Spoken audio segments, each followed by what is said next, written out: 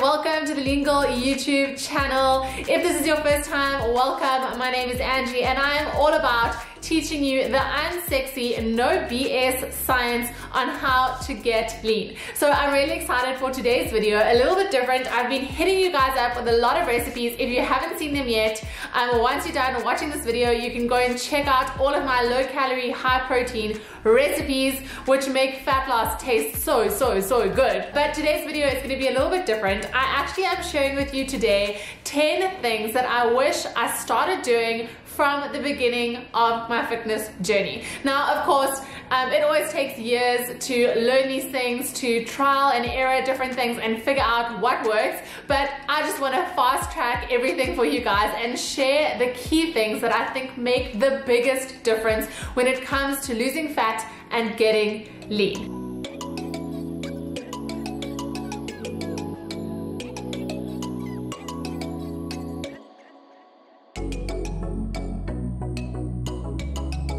So today I'm going to be sharing with you those 10 things that really make all the difference, and so I really am excited to share these things with you, as I know that they make the biggest difference when it comes to actually getting results. The most important thing is you obviously want to focus on the few key things that really make an impact. There's so much information out there and there is so much contradictory stuff, and at the end of the day it can just leave you feeling like you don't even know what to do, so you don't do anything. So today I'm going to be sharing those with you. Before I get into these top 10 things, I have to ask you to hit that subscribe button. Make sure that you hit the notification bell and you please subscribe to my channel. It helps me a lot, and of course that means you will not miss out on any of my Lean Girl videos. That includes epic recipes, awesome workouts, and of course vlog videos just like this that are going to help you on your own fitness journey. So let's get straight into my top things that I wish I started doing, or that I wish I knew when I started my fitness journey.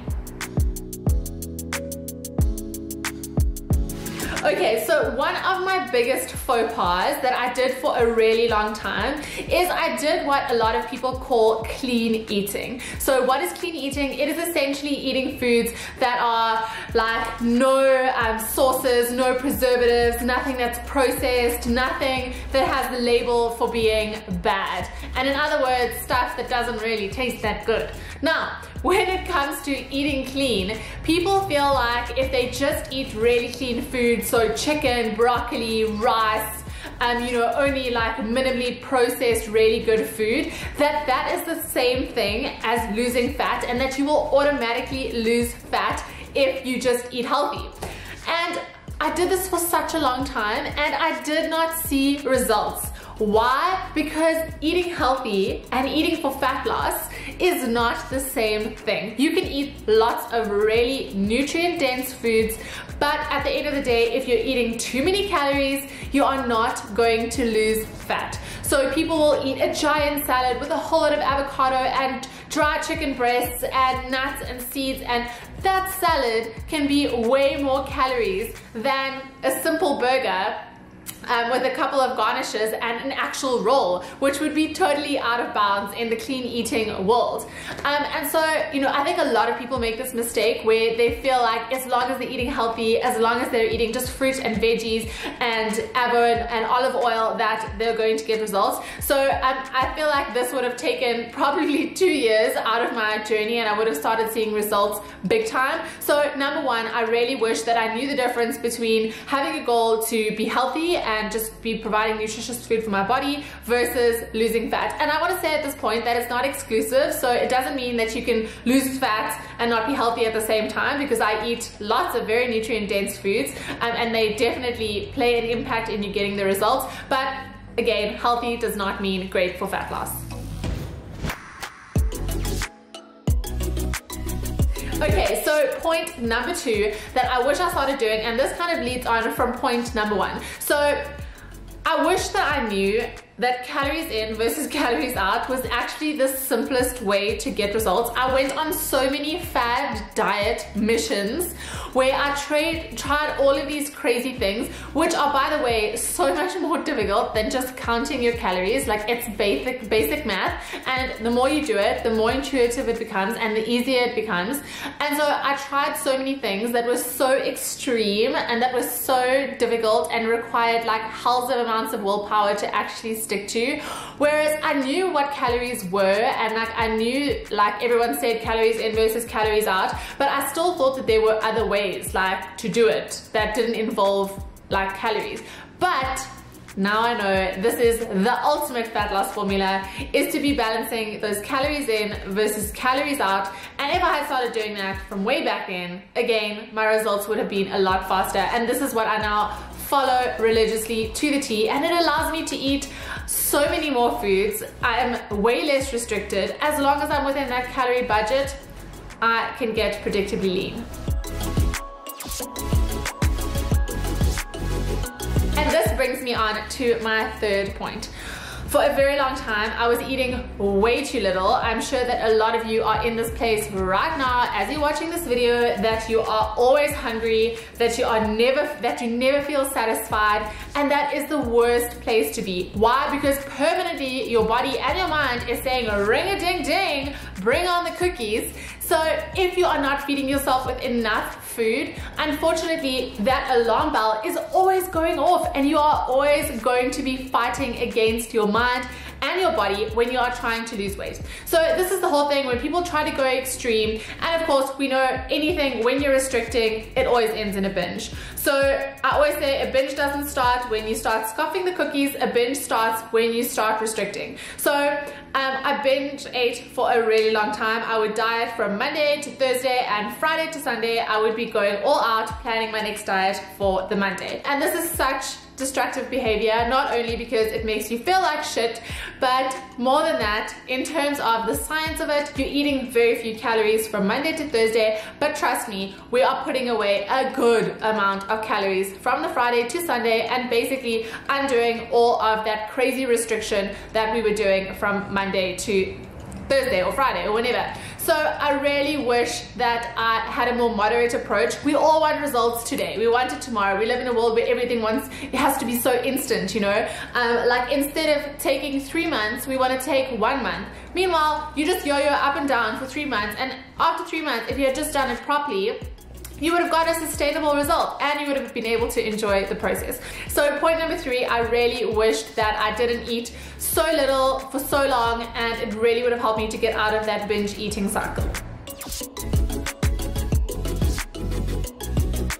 Okay, number 4, you guys will not believe this because I now cook up a storm. I have, since lockdown has ended and we could order on Uber Eats or get Mr. Delivery, I kid you not, I have ordered twice. Because my own food just tastes so good, and I'm sure you guys now see all of my recipes on my Instagram. That is the Lean Girl, by the way. I'll put it up on screen if you haven't yet followed me. I have tons of free epic recipes on there, and here on YouTube as well. So I'm sure you guys would never believe that I was actually the worst cook ever. Like, I never used to make an effort in the kitchen. And so number 4 is I really wish that I just got myself into the kitchen. You need to feed your body for the rest of your life, so we may as well, listen, I'm not all for complicated recipes with 1,000 ingredients. I'm all for simple, quick, and easy, but I wish that I knew how to cook delicious food like I do now, that is fit for fat loss, that keeps me full for so much longer, and that actually tastes delicious. I always used to think healthy food had to be really bland, it had to be dry, it had to be gross. Like, I'm like, well, no wonder people can't eat that much of it because it tastes so bad. That's like the whole fat loss strategy. But no, seriously. So point number 4 is I wish that I actually got into the kitchen sooner and I started making my own food. Okay, point number 5 is I wish I had stopped trying to be perfect. You know, this whole diet mentality of you're either on or off the diet, it just absolutely fuels that whole diet restrict binge cycle, because one chocolate could turn me into like a Hoover where I would just eat everything in sight, because that one chocolate wasn't on my terrible meal plan, and now because I'm off the meal plan, I may as well go wild. Now this is just such destructive behavior, and again, when we know we're in that diet binge cycle, it is just not a place where you're going to get results. I was here for so long, and it actually felt like I was doing a lot, like I was putting in a lot of effort, because it's exhausting. Because for a few days a week, you are hungry, you are miserable, and then the rest of the time, you're also miserable because now you're feeling guilty about all the shit that you ate, even though you had such a great week, and now you like ruined everything because you ate so much,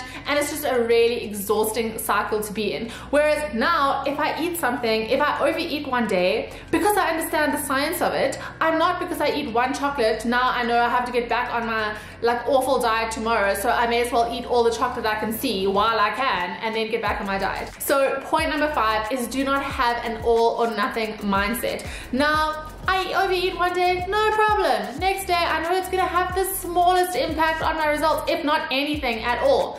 I just carry on, pick up where I left off.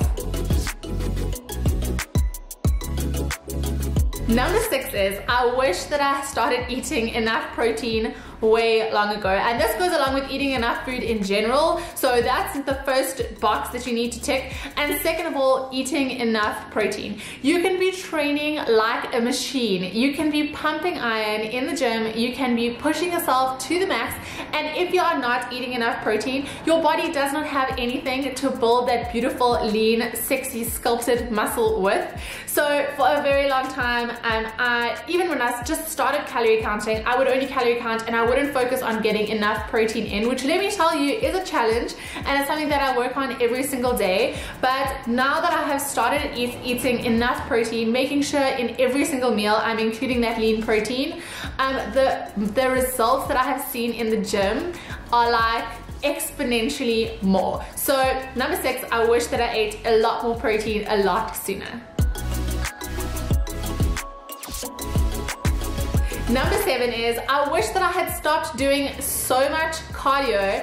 I used to kill myself in the gym. Like, I used to do like 30 or 40 minutes of cardio before I even did my normal session, and I was obsessed with like the sweat and the endorphins of doing cardio and feel like you're just working out so much. But let me tell you this, number 1, here are the problems with that. First of all, you are so tired that your body just craves more food. Like, I'm sure if you have done a lot of cardio in your life, you will know that you feel extra hungry. And let me tell you, what you can do on the treadmill in an hour versus what you can do in 5 minutes with food, you will never be able to compare. So you can never outrun a bad diet. And the extreme hunger that excessive cardio causes is just not worth it, okay? And I was doing so much cardio, and never mind for the fact that it made me super hungry. Second of all, the problem with this is I was so tired before I even got to my actual resistance training workout that I couldn't even push myself very hard. So I was like half-assing it in my actual training program where I should have been pushing myself. My muscles or my legs, whatever, were already so tired that I could not even push myself to where I needed to be. So number 7, I used to do way too much cardio. Now I actually just walk. So I have a step goal every single day. As long as I get this done, I'm happy. And of course, I'm sure number 8 will not be a surprise. I really wish that I started doing heavy weight training a really long time ago. The way that it has transformed my body, it has become leaner, it has become harder, it has become smaller. And I think a lot of us ladies are always scared, oh, you know, I gain muscle really quickly, I'm gonna get really bulky. And basically the exact opposite happens when you start lifting really heavy weights.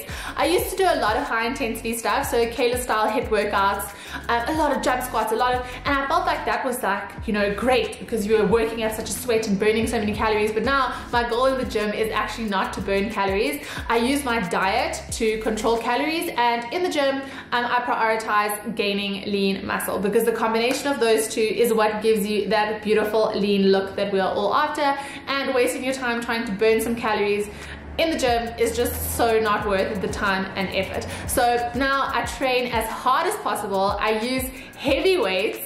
That will scare most girls, but that is where we need to be. So in the last, I'd say 2 to 3 years where I've been eating enough protein and pushing hard weights in the gym, that is when I have seen the best results.